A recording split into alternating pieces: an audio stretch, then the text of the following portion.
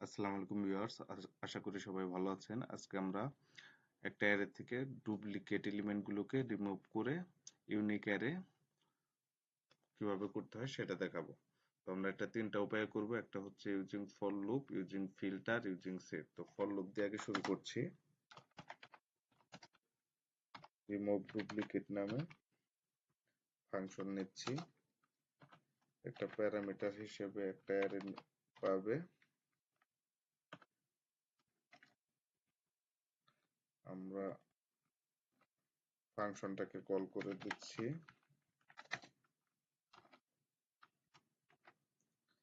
আমাদের উপরে যে অ্যারেটা ডিক্লেয়ার করা আছে সেই অ্যারে দিয়ে। তো এখানে আমরা লেট নিউ অ্যারে নামে নিচ্ছি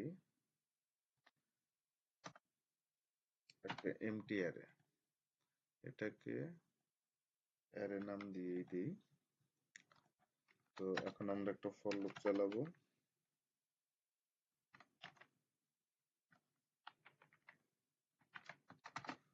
অ্যারের লেন্থ পর্যন্ত ফর লুপটা চলবে।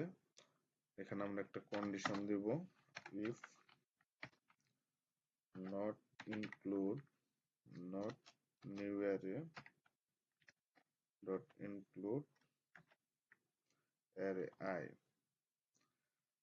তার মানে এই এমটি এর মধ্যে যদি এই অ্যারের কোনো ইন্ডেক্স ইনক্লুড না করে বা আইটেম ইনক্লুড না করে অ্যারের, তাহলে সেটাকে আমরা পুশ করে দেব।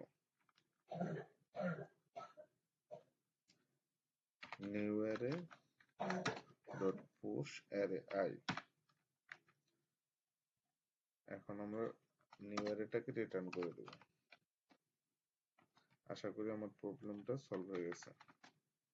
হ্যাঁ, এই যে আমাদের 1 থেকে 5 পর্যন্ত সমস্ত ডুপ্লিকেট গুলো রিমুভ হয়ে গেছে। তো এটা হলো ফর লুপ ইউজ করে। এখন আমরা ফিল্টার ইউজ করে কিভাবে এটাকে করতে পারি। তো আমি এটাকে কপি করে নিচ্ছি কমেন্ট আউট থেকে, রিমুভ করছি কমেন্ট করা। এখন হচ্ছে আমরা সরাসরি রিটার্ন করে দিতে পারবো এখান থেকে। আগে অ্যারেটাকে ফিল্টার করে নিই। Array dot filter method filter করছি। এখানে আমরা একটা করে ফিল্টারের সময় আইটেম পাবো এবং ইনডেক্স পাবো।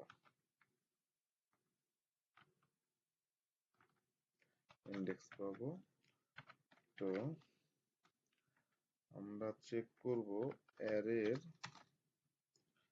ইনডেক্স অফ আইটেম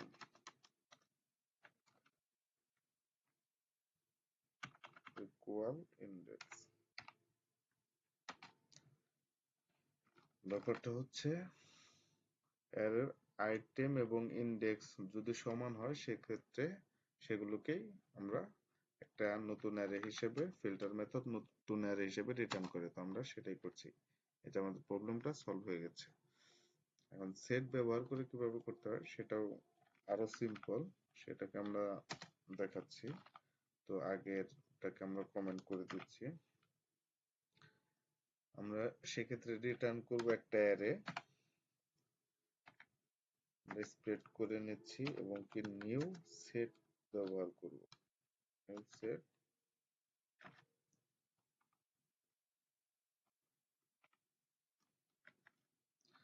সেখানে আমরা অ্যারেটাকে নিব।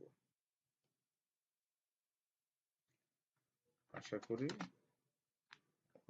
সেট কি করে, আমাদের সেট হচ্ছে ইউনিক ভ্যালু গুলো রাখে, সেটাকে আমরা অ্যারের মধ্যে ঢুকিয়ে দিয়েছি। এই তো আমাদের প্রবলেমটা সলভ হয়ে গেছে। তো এই তিনটা উপায়ে আমরা কাজ করতে পারি, এভাবে ডুপ্লিকেট রিমুভ করতে পারি। তো এটার মধ্যে আশা করি সবাই বুঝতে পেরেছেন। আর হচ্ছে সেটটা মূলত আসলে অনেক বেটার অপশন হতে পারে ES6 এর ফিচার। তো যার যেভাবে মন চায় করতে পারেন। ধন্যবাদ সবাইকে। আসসালাম।